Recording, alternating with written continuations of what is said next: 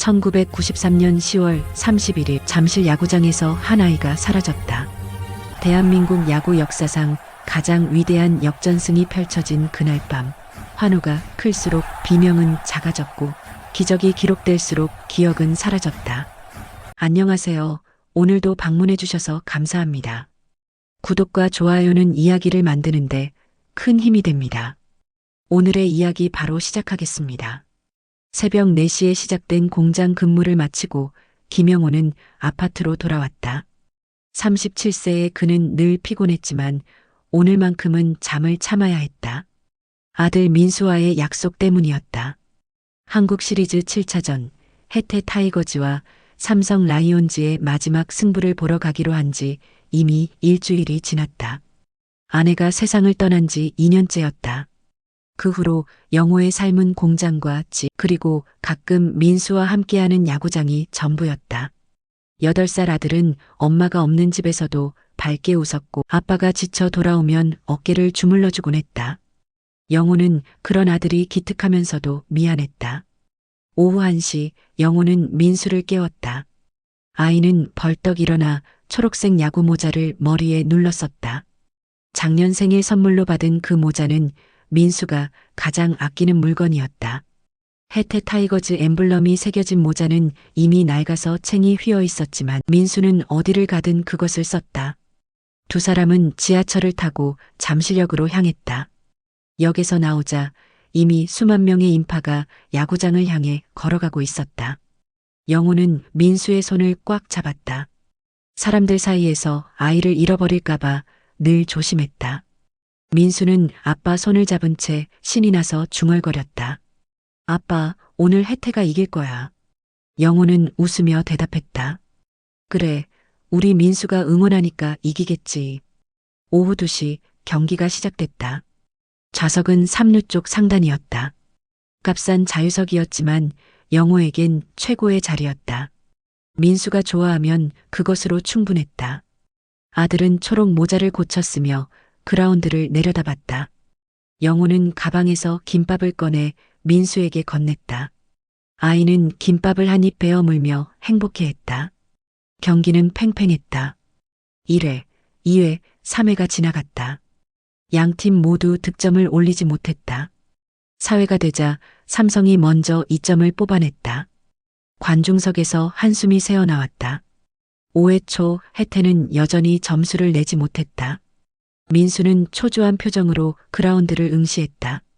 영호는 아들의 목이 마를까봐 일어섰다. 통로 끝 매점에서 콜라를 사오려고 했다. 민수에게 말했다. 잠깐만 기다려, 콜라 사올게. 민수는 고개를 끄덕였다. 영호는 아들의 머리를 쓰다듬고 통로로 향했다. 그때까지만 해도 모든 것이 평범했다. 매점까지는 불과 50m 거리였다. 줄이 길었다. 5분, 아니 7분쯤 걸렸을까? 영호는 차가운 콜라 2병을 들고 자리로 돌아왔다. 민수가 없었다. 좌석은 비어 있었고 바닥에는 초록색 모자만 놓여 있었다. 영호는 순간 숨이 멎었다. 주변을 둘러봤다. 화장실에 간 걸까? 아니면 다른 곳으로 자리를 옮긴 걸까? 하지만 민수는 그런 아이가 아니었다. 아빠 말을 잘 듣는, 절대 혼자 돌아다니지 않는 아이였다. 영호는 콜라를 떨어뜨렸다. 병이 계단을 굴러 내려갔다. 그는 앞뒤 좌석의 사람들에게 물었다. 8살 남자아이, 초록 모자 쓴 아이 못 봤냐고. 사람들은 고개를 저었다. 모두 경기에만 집중하고 있었다. 누가 어디로 갔는지, 누가 사라졌는지 아무도 몰랐다. 영호는 통로를 뛰어다니기 시작했다. 화장실, 매점, 계단, 출입구, 모든 곳을 찾아다녔다. 민수의 이름을 불렀다. 하지만 7만 관중의 함성 속에서 그의 목소리는 묻혔다. 5회 말이 끝나고 6회가 시작됐다. 사람들은 여전히 야구에만 빠져 있었다. 영호만이 미친 듯이 계단을 오르내렸다. 6회 말 삼성이 다시 득점했다. 스코어는 1대7. 해태의 패배가 거의 확실해 보였다. 관중석 곳곳에서 한숨과 탄식이 흘러나왔다. 그러나 김영호에게 스코어는 중요하지 않았다. 그는 야구장 관리사무소로 뛰어갔다. 문을 두드리며 외쳤다. 제 아들이 없어졌어요. 관리 직원은 당황한 표정으로 영호를 맞았다. 경기 중이라 인력이 부족했다. 직원은 무전기로 안내방송을 요청했다. 잠시 후 스피커에서 안내 멘트가 흘러나왔다. 미아 안내 말씀드립니다. 8세 남자 어린이. 하지만 방송은 관중들의 함성에 묻혔다. 아무도 듣지 못했다. 영호는 무너졌다. 경찰에 신고해야 한다고 직원이 말했다. 영호는 고개를 끄덕였지만 몸이 움직이지 않았다. 다리가 풀려 주저앉았다. 그때 7회 초가 시작됐다. 해태의 마지막 반격이었다. 선두타자가 안타를 쳤다. 이어서 2루타가 나왔다. 관중석이 술렁이기 시작했다. 연속 안타, 그리고 만루. 순식간에 분위기가 바뀌었다. 사람들이 자리에서 일어났다. 함성이 커졌다. 점수가 올라갔다. 2점, 3점, 5점. 관중석은 폭발했다. 영호는 그 함성 속에서 혼자 울고 있었다. 관리사무소 밖 복도에 주저앉아 얼굴을 감쌌다. 누군가 그의 어깨를 두드렸지만 그는 반응하지 않았다. 민수가 어디 있는지, 누가 데려갔는지, 왜 사라졌는지 아무것도 알 수 없었다. 초록 모자만 손에 쥐고 있을 뿐이었다. 7회 말 기적이 일어났다. 해태가 무려 11점을 뽑아내며 대역전에 성공한 것이다. 최종 스코어 12대7, 한국 프로야구 역사상 가장 극적인 역전승이었다. 관중석은 완전히 미쳐버렸다. 7만 명이 하나가 되어 소리쳤다. 사람들은 서로를 껴안았다. 울고 웃었다. 모자를 던지고 깃발을 흔들었다. 영호는 그 광경을 멀리서 바라봤다. 그라운드에선 선수들이 환호하고 있었다. 관중석에선 사람들이 춤을 췄다. 모두가 행복했다. 역사적인 순간이었다. 하지만 영호에게 그것은 지옥이었다. 가장 많은 사람이 웃는 순간 그는 가장 깊이 울었다. 경찰이 도착한 것은 경기가 끝나고 30분 후였다. 관중들이 빠져나가는 와중에 2명의 경찰관이 영호를 찾아왔다. 그들은 민수의 인상착의를 물었다. 영호는 떨리는 목소리로 대답했다. 키 130cm, 짧은 머리, 파란색 바람막이, 검은색 운동화, 그리고 초록색 해태 모자. 경찰은 야구장 전체를 수색했다. 화장실, 계단, 통로, 주차장. 하지만 민수는 어디에도 없었다. 목격자를 찾기 위해 남아있는 관중들에게 물었다. 대부분이 고개를 저었다. 모두 경기에만 집중했다고 했다. 누가 어디로 갔는지 본 사람이 없었다. 단 한 명, 60대 남성이 증언했다. 5회 말쯤 3루 쪽 통로에서 어떤 남자가 아이의 손을 잡고 출구 쪽으로 걸어가는 걸 봤다고 했다. 아이가 초록 모자를 썼는지는 기억나지 않는다고 했다. 남자의 얼굴은 더더욱 기억나지 않았다. 사람이 너무 많았다고 했다. 영호는 그 증언을 듣고 무너졌다. 누군가 민수를 데려간 것이다. 자신이 콜라를 사러 간 그 짧은 시간 동안, 불과 몇 분 사이에 아들이 납치당한 것이다. 영호는 바닥을 쳤다. 주먹으로 땅을 내리쳤다. 손에서 피가 났지만 아프지 않았다. 모든 것이 자신의 잘못 같았다. 경찰은 영호를 경찰서로 데려갔다. 정식 실종 신고를 접수했다. 신고 시각은 오후 8시 47분. 민수가 사라진 지 4시간이 지난 후였다. 영호는 진술서를 쓰면서 멈췄다. 실종 시각란에 뭐라고 써야 할지 몰랐다. 오후 5시? 5시 30분? 정확히 언제 사라진 건지 알 수 없었다. 자신이 자리를 비운 그 순간 민수는 증발해버렸다. 그날 밤 전국의 뉴스는 한국 시리즈 7차전 소식으로 도배됐다.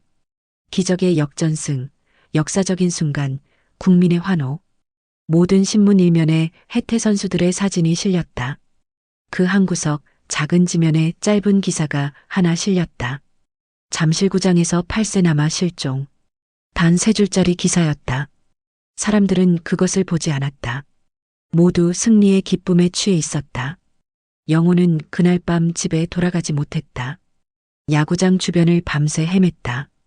민수가 길을 잃고 어딘가에 있을지도 모른다고 생각했다. 새벽까지 이름을 불렀다. 하지만 대답은 없었다. 거리는 텅 비어 있었다.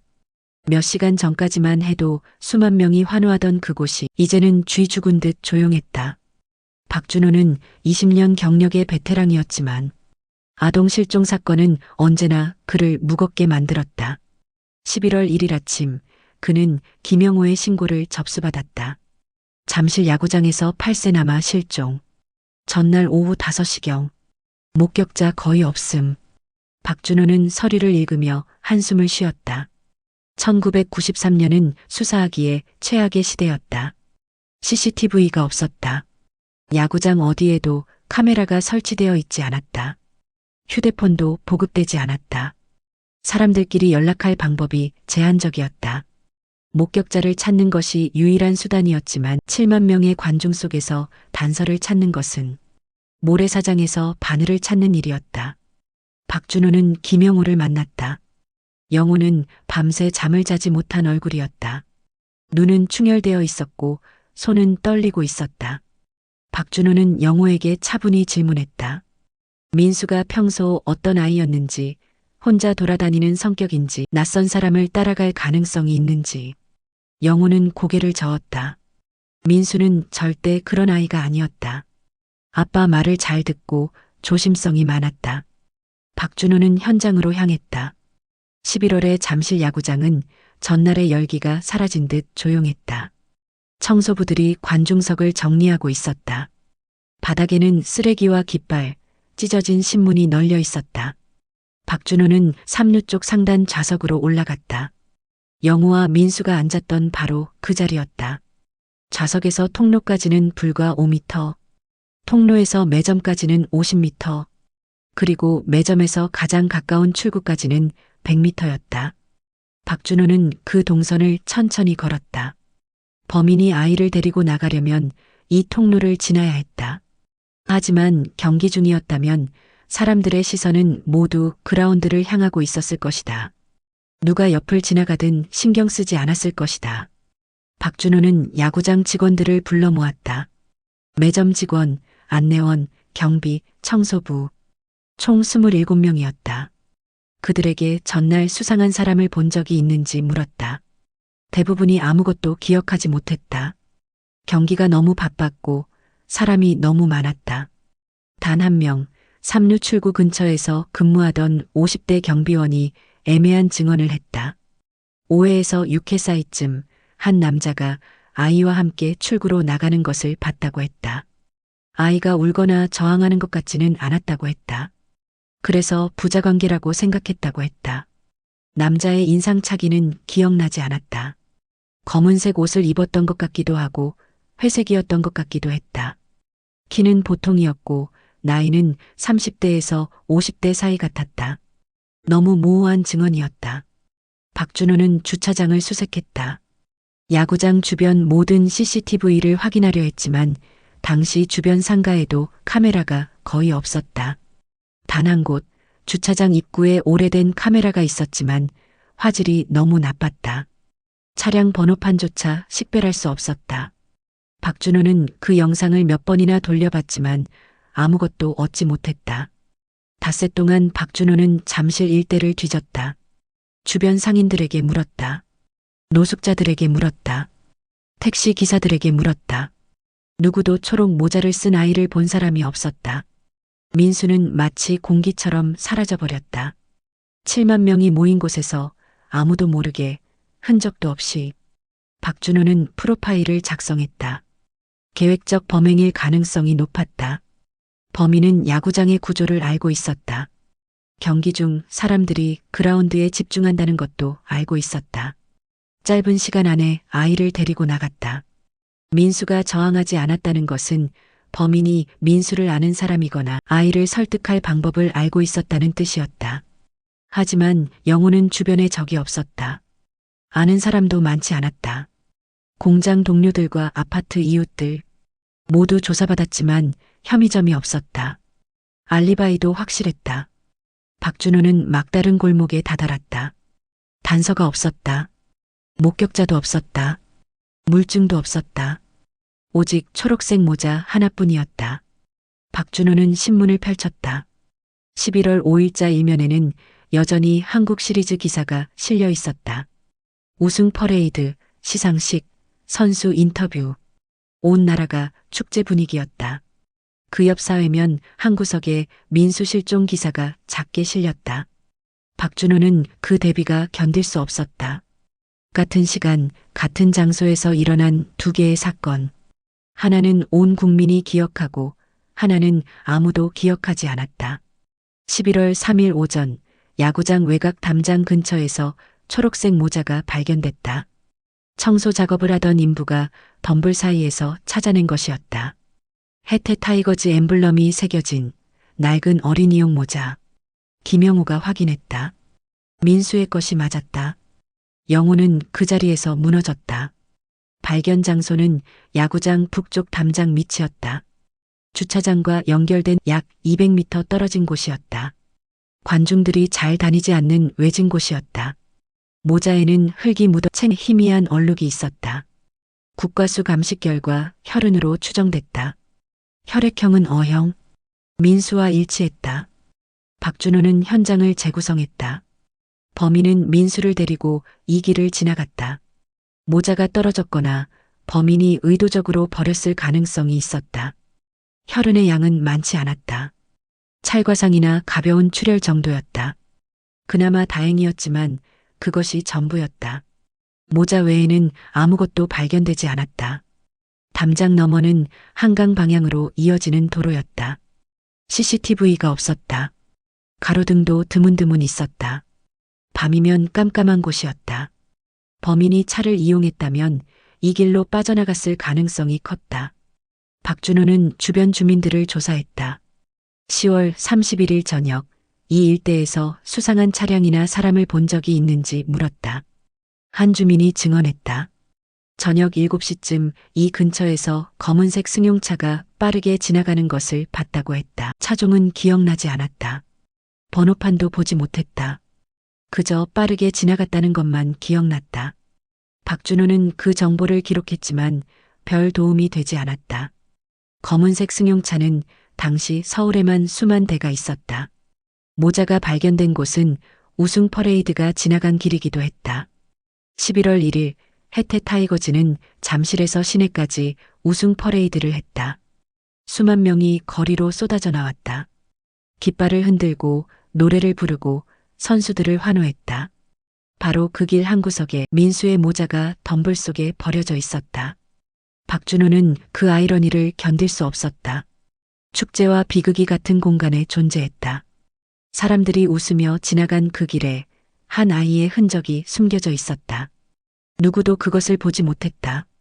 모두 승리에 취해 있었다. 땅을 보는 사람이 없었다. 김영우는 모자를 돌려받았다. 증거물로 보관해야 한다는 경찰의 말에도 돌려달라고 했다. 박준호는 망설이다가 허락했다. 영우는 그 모자를 가슴에 안았다. 민수의 냄새가 아직 남아있는 것 같았다. 땀 냄새, 샴푸 냄새, 아이의 냄새. 영우는 밤마다 그 모자를 베고 잠들었다. 박준호는 주변 수색을 확대했다. 한강 둔치, 올림픽공원, 주변 아파트 단지. 경찰견까지 동원했지만 아무것도 찾지 못했다. 민수의 흔적은 그 모자가 마지막이었다. 그 이후로는 완전히 사라졌다. 마치 땅속으로 증발한 것처럼. 박준호는 다른 가능성을 검토했다. 인신매매, 불법 입양, 해외 밀반출. 당시 한국에서는 아동 유괴 후 해외로 팔려가는 사건이 종종 있었다. 하지만 민수의 경우 시간이 너무 짧았다. 납치 후 불과 며칠 만에 해외로 보낼 수 있었을까? 박준호는 인터폴에도 협조를 요청했지만 소득이 없었다. 11월이 지나고 12월이 왔다. 겨울이 왔다. 눈이 내렸다. 잠실 야구장은 비시즌에 접어들었다. 사람들은 한국 시리즈를 잊어갔다. 일상으로 돌아갔다. 하지만 김영우는 돌아갈 일상이 없었다. 공장을 그만뒀다. 집에만 틀어박혀 지냈다. 민수 방문을 열지 못했다. 책상 위에는 민수의 공책이 놓여 있었다. 박준호는 수사를 계속했지만 진전이 없었다. 상부에서는 다른 넘어가라는 압박이 들어왔다. 인력이 부족했다. 다른 급한 사건들이 밀려 있었다. 박준호는 저항했지만 소용없었다. 민수 사건은 서서히 뒤로 밀렸다. 미제 사건 파일 속으로 들어갔다. 1994년 봄이 왔다. 민수가 사라진 지 6개월이 지났다. 수사는 사실상 중단됐다. 박준호는 강력계에서 다른 팀으로 전출됐다. 조직 개편 때문이었지만 그는 자신이 민수를 저버린 것 같았다. 마지막 날 그는 민수의 파일을 책상 서랍 깊숙이 넣었다. 언젠가 다시 꺼낼 날이 올 거라고 믿었다. 김영호는 더 이상 경찰서에 가지 않았다. 소식이 없다는 것을 알았다. 전화도 오지 않았다. 사건은 잊혔다. 영호는 아파트를 팔았다. 민수의 기억이 가득한 그곳에 있을 수 없었다. 작은 원룸으로 이사했다. 민수의 물건들을 박스에 담았다. 옷, 신발, 책, 장난감 모두 그대로 보관했다. 그해 가을 한국 시리즈가 다시 열렸다. LG와 태평양의 대결이었다. 거리에는 다시 야구 열기가 가득했다. 사람들은 작년의 기적을 회상했다. 1993년 해태의 역전승을 다시 떠올렸다. 방송에서는 특집 프로그램을 만들었다. 그날의 감동, 그날의 환호. 김영호는 TV를 껐다. 야구를 더 이상 볼 수 없었다. 라디오에서 야구 중계가 나오면 채널을 돌렸다. 신문 스포츠면을 펼치지 않았다. 거리에서 야구 모자를 쓴 아이를 보면 뒤를 돌아봤다. 혹시 민수가 아닐까? 하지만 항상 다른 아이였다. 박준호는 가끔 영호에게 전화했다. 새로운 정보가 있는 건 아니었다. 그냥 안부를 물었다. 영호는 괜찮다고 대답했지만 목소리에 생기가 없었다. 박준호는 미안했다. 사건을 해결하지 못한 것이, 민수를 찾지 못한 것이 평생의 빚처럼 느껴졌다. 1995년, 1996년이 지나갔다. 민수 사건을 기억하는 사람은 거의 없었다. 경찰서 내부에서도 잊혔다. 새로운 사건들이 계속 발생했다. 아동 실종 사건은 매년 수백 건씩 신고됐다. 민수는 그중 하나의 통계가 됐다. 이름 없는 숫자가 됐다. 하지만 김영호는 잊지 않았다. 매일 아침 일어나면 민수를 떠올렸다. 밤에 잠들기 전에도 민수를 생각했다. 민수가 어디서 무얼 하고 있을까? 살아있을까? 아프지는 않을까? 자신을 기억할까? 영호는 그런 질문들과 함께 살아갔다. 1997년 IMF 외환위기가 터졌다. 나라가 흔들렸다. 사람들은 생계를 걱정했다. 실직자가 거리에 넘쳤다. 김영호도 일자리를 잃었다. 경비일을 전전했다. 건설 현장에서 막노동을 했다. 돈을 모았다. 혹시 민수가 돌아오면 대학까지 보낼 수 있도록. 혹시 민수를 찾으면 치료비가 필요할지 모르니까. 박준호는 승진했다. 경감이 됐다. 후배들을 가르치는 위치가 됐다. 하지만 여전히 민수를 잊지 못했다. 지갑 속에는 민수의 사진이 있었다. 8살 때 찍은 초록 모자를 쓴 사진.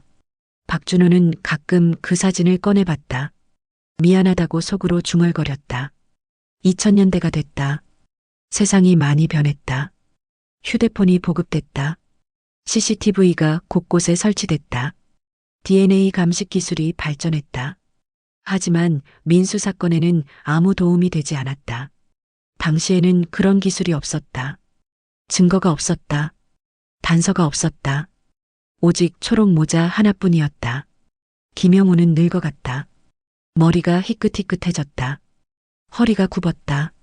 하지만 매년 10월 31일만 되면 잠실 야구장으로 갔다.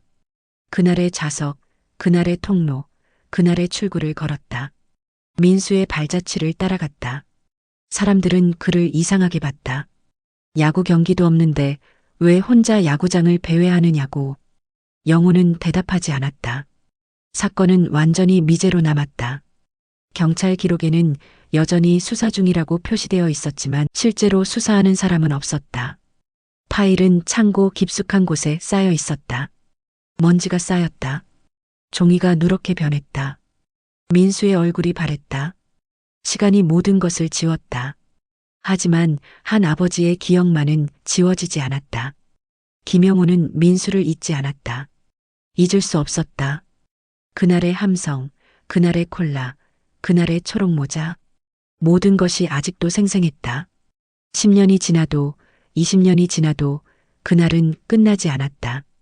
박준호는 경감이 된 후에도 민수 사건을 잊지 못했다. 2002년 그는 강남서에서 서초서로 전출됐다. 새로운 환경, 새로운 동료들. 하지만 지갑 속 민수의 사진은 여전히 그대로였다. 초록 모자를 쓴 8살 아이. 사진은 세월의 발의 색이 변했지만 박준호는 버리지 못했다. 후배 형사들이 물었다. 저 사진은 누구냐고. 박준호는 짧게 대답했다. 옛날에 맡았던 사건이라고. 아직 못 찾은 아이라고. 후배들은 고개를 더 묻지 않았다. 오래된 미제 사건에 집착하는 선배를 이해하지 못했다. 이미 끝난 일이었다. 10년 가까이 지난 사건이었다. 증거도 없고 용의자도 없는 해결 불가능한 케이스였다. 하지만 박준호에게는 끝나지 않았다. 매년 가을이 오면 그는 잠실 야구장 근처를 배회했다. 근무 시간이 끝나면 혼자 그곳으로 갔다. 야구 경기가 있는 날이면 주차장에 서서 사람들을 관찰했다. 누군가 아이의 손을 이상하게 잡고 있지는 않은지, 누군가 수상한 행동을 하지는 않는지 그는 알고 있었다. 이미 너무 늦었다는 것을. 하지만 멈출 수 없었다. 2003년 어느 날 박준호는 김영호에게 전화를 걸었다. 몇 달 만에 연락이었다. 영호의 목소리는 예전보다 더 낮아져 있었다. 박준호는 별다른 소식이 없다고 말했다. 영호는 괜찮다고 대답했다. 둘은 잠시 침묵했다. 서로에게 할 말이 없었다. 위로도 희망도 줄 수 없었다. 그저 잊지 않았다는 것을 확인하는 통화였다. 박준호는 가끔 악몽을 꿨다. 꿈속에서 그는 잠실 야구장에 있었다. 7만 관중이 함성을 지르고 있었다. 그 속에서 민수가 보였다. 초록 모자를 쓰고 손을 흔들고 있었다. 박준호는 뛰어갔다. 하지만 사람들이 가로막았다. 밀고 당겨도 앞으로 나갈 수 없었다. 민수는 점점 멀어졌다. 함성은 점점 커졌다. 박준호는 소리를 질렀지만 아무도 듣지 못했다. 그렇게 깨어났다. 그는 아내에게 말하지 않았다. 두 아이의 아버지가 된 박준호였지만 민수를 잊을 수 없었다. 자신의 아이들이 초등학교에 입학할 때 그는 민수를 떠올렸다. 민수도 지금쯤 고등학생이 됐을 거라고 생각했다. 어떤 얼굴로 자랐을까? 키는 얼마나 클까? 야구를 좋아할까? 박준호는 그런 상상을 하다가 스스로를 멈췄다. 의미 없는 일이었다. 2005년 박준호는 미제 사건 전담팀으로 발령받았다. 오래된 사건들을 재수사하는 부서였다. DNA 기술과 CCTV의 발전으로 과거 사건을 다시 들여다볼 기회가 생긴 것이었다. 박준호는 민수 사건 파일을 다시 꺼냈다. 먼지를 털어냈다. 10년 전의 기록들을 읽었다. 하지만 새로운 단서는 없었다. 당시에 CCTV가 없었고 DNA 샘플도 채취하지 못했다. 목격자 진술도 너무 모호했다. 박준호는 다시 한번 현장을 방문했다. 잠실 야구장은 많이 변해 있었다. 리모델링이 진행 중이었다. 좌석이 교체되고 통로가 새로 만들어졌다. 민수가 사라진 그 자리는 이미 사라지고 없었다. 박준호는 그곳에 한참 서 있었다. 관중석은 텅 비어 있었다. 공사 소음만 울려 퍼졌다. 그는 10년 전 그날을 떠올렸다. 7만 명의 함성, 승리의 환호, 그 속에서 사라진 한 아이. 박준호는 주먹을 쥐었다. 자신이 무능했다고 생각했다. 민수를 찾지 못한 것이, 범인을 잡지 못한 것이 평생의 죄처럼 느껴졌다. 그는 후배들에게 말했다. 미제 사건을 맡으면 절대 포기하지 말라고. 10년이 지나든 20년이 지나든 기억하라고. 피해자와 유가족은 잊지 않는다고. 우리라도 기억해야 한다고. 후배들은 고개를 끄덕였지만 박준호의 눈빛이 무겁다는 것을 알았다. 그 무게가 어디서 오는지도 알았다. 2003년 봄, 잠실 야구장 대규모 리모델링 공사가 시작됐다. 개장 20년이 넘은 시설이었다. 낡은 좌석을 교체하고 통로를 넓히고 편의시설을 개선하는 작업이었다. 공사는 6개월 동안 진행될 예정이었다. 야구 시즌 전에 끝내야 했다. 5월 중순 3루 쪽 지하 통로를 철거하던 중 인부 하나가 이상한 것을 발견했다. 오래된 벽 뒤쪽 좁은 공간에서 낡은 운동화 한 짝이 나온 것이었다. 아이용 운동화였다. 먼지와 흙으로 뒤덮여 있었고 끈이 풀어져 있었다. 인부는 현장 소장에게 보고했다. 소장은 경찰에 신고했다. 경찰이 출동했다. 현장을 감식했다. 운동화는 240 사이즈였다. 10살 정도 아이가 신는 크기였다. 주변을 더 수색했지만 다른 물건은 발견되지 않았다. 운동화만 덩그러니 있었다. 왜 그곳에 있었는지 알 수 없었다. 사고로 떨어진 것인지 누군가 버린 것인지 아니면 다른 이유가 있는지. 담당 형사는 과거 기록을 뒤졌다. 잠실 야구장 관련 실종 사건을 검색했다. 1993년 김민수 사건이 나왔다. 하지만 민수가 신었던 운동화 사이즈는 210이었다. 맞지 않았다. 게다가 발견 위치도 달랐다. 민수가 사라진 곳은 3루 상단 관중석이었고 운동화가 나온 곳은 지하 통로였다. 연관성을 찾을 수 없었다. 박준호는 소식을 듣고 현장으로 달려갔다. 혹시 몰랐다. 민수와 관련이 있을지도 몰랐다. 그는 운동화를 직접 확인했다. 검은색 헝겊 운동화. 흔한 스타일이었다. 90년대 초중반에 유행했던 디자인이었다. 민수가 신었던 것과 비슷했지만 사이즈가 달랐다. 박준호는 실망했다. 하지만 포기할 수 없었다. 혹시 민수가 성장해서 신발이 커진 것은 아닐까? 납치된 후 몇 년간 그곳에 갇혀 있었던 것은 아닐까? 박준호는 지하 통로 전체를 수색했다. 벽을 두드리고 바닥을 파헤쳤다. 다른 흔적이 있는지 확인했다. 하지만 아무것도 없었다. 운동화 한 짝뿐이었다. 국과수에서 운동화를 분석했다. DNA를 채취했다. 하지만 너무 오래돼서 검출되지 않았다. 제조사를 추적했다. 1990년대 중반 생산된 제품이라는 것만 확인됐다. 구매자를 찾을 방법이 없었다. 당시에는 신발 구매 기록을 남기지 않았다. 결국 운동화는 미확인 물품으로 분류됐다. 김영호는 그 소식을 뉴스로 접했다. 잠실구장 공사 중 아이 운동화 발견. 그는 가슴이 철렁했다. 혹시 민수의 것일까? 경찰서로 달려갔다. 운동화를 보여달라고 했다. 담당 형사는 난처한 표정을 지었다. 사이즈가 맞지 않는다고 설명했다. 영호는 그래도 보고 싶다고 했다. 운동화를 본 영호는 고개를 저었다. 민수의 것이 아니었다. 민수는 그런 신발을 신은 적이 없었다. 디자인도 달랐다. 영호는 알 수 있었다. 하지만 마음 한구석이 무너졌다. 혹시나 했던 기대가 사라졌다. 그는 경찰서를 나와 야구장으로 걸어갔다. 공사 중인 야구장은 철조망으로 둘러싸여 있었다. 영호는 철조망 너머로 안을 들여다봤다. 좌석이 뜯겨나가고 통로가 무너져 있었다.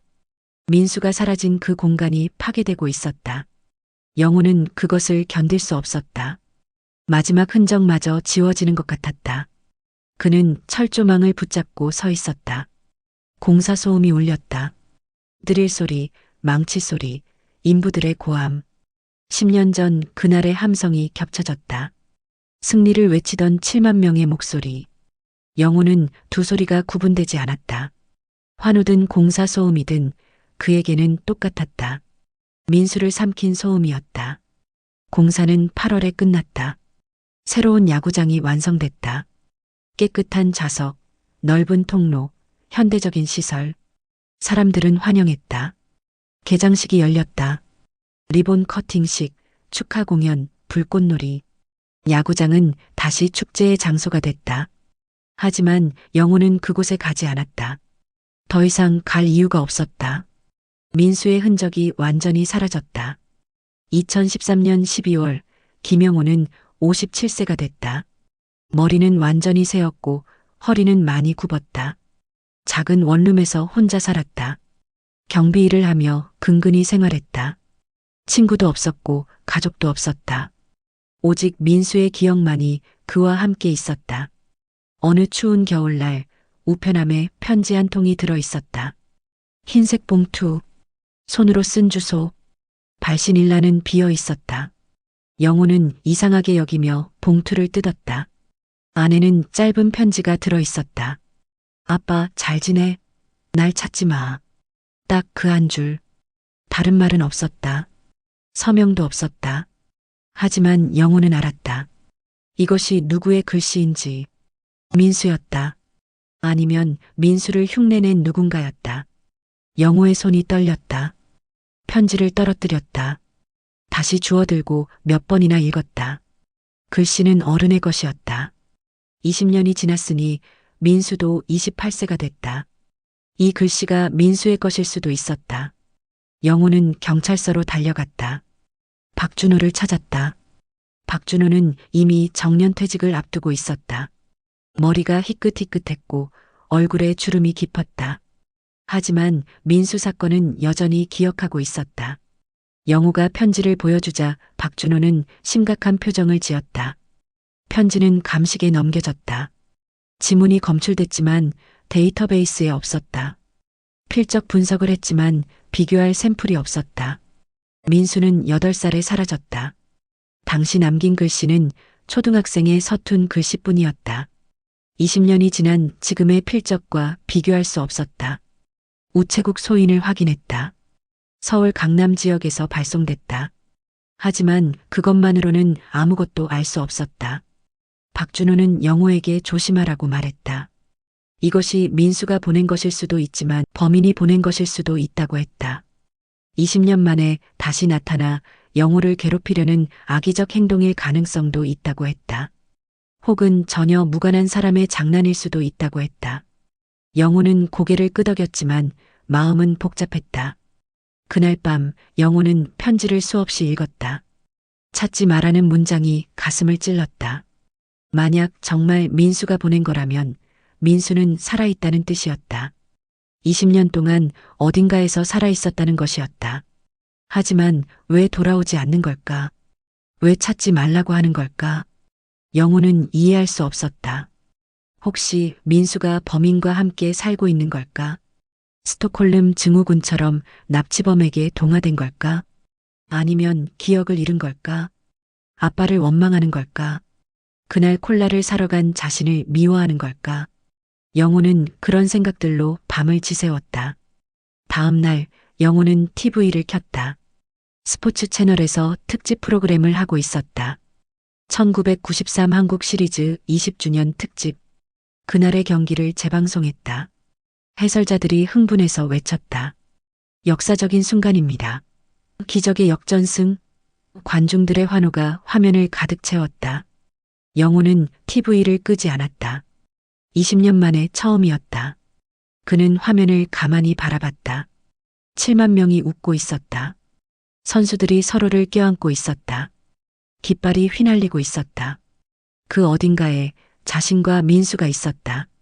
함께 앉아 경기를 보던 그 순간이 화면 속 어디엔가 담겨 있었다. 영호는 초록 모자를 꺼내들었다. 20년 동안 간직한 모자. 색이 바래고 천이 해졌지만 여전히 그대로였다. 영호는 모자를 가슴에 안았다. TV에서는 해설자가 말했다. 이날을 대한민국은 영원히 기억할 것입니다. 영호는 조용히 중얼거렸다. 그래, 나도 기억한다. 영원히. 편지의 문장이 떠올랐다. 찾지 마. 영호는 고개를 끄덕였다. 알았다고 대답했다. 더 이상 찾지 않겠다고 마음먹었다. 민수가 살아있다면 그것으로 충분했다. 어디에 있든 무얼 하든 행복하기를 바랄 뿐이었다. 하지만 한 가지는 변하지 않았다. 민수는 여전히 그의 아들이었다. 20년이 지나도 40년이 지나도 평생이 지나도 영호는 TV 속 함성을 들으며 눈을 감았다. 환호 소리가 멀어졌다. 그 속에서 작은 목소리가 들렸다. 아빠, 오늘 혜태가 이길 거야. 영호는 웃었다. 그리고 울었다. 같은 시간, 같은 장소에서 시작된 두 개의 이야기. 하나는 끝났고, 하나는 아직 끝나지 않았다. 오늘 이야기는 여기까지입니다. 오늘도 좋은 하루 되세요. 감사합니다.